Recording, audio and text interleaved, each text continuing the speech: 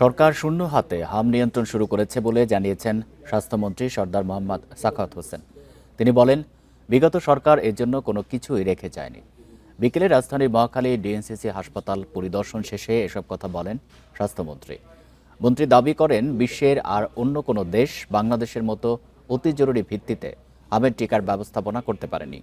বলেন, হাম রোগীদের চিকিৎসায় সরকার পর্যাপ্ত ভেন্টিলেশনের ব্যবস্থা করেছে। স্বাস্থ্যমন্ত্রী জানান, হামের সংক্রমণ এবং মৃত্যু ঠেকাতে সরকার সর্বোচ্চ চেষ্টা করছে।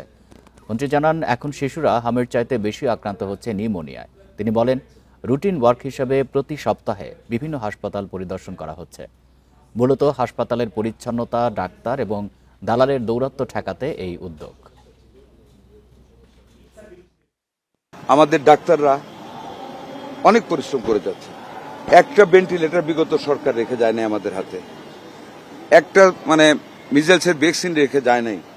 শূন্য হাতে যাত্রা করেছি মাননীয় প্রধানমন্ত্রীকে সাথে নিয়ে ওনার নির্দেশ মতো, এবং আলহামদুলিল্লাহ আমরা প্রত্যেকটা জায়গায় ভেন্টিলেটর দিতে সক্ষম হয়েছি।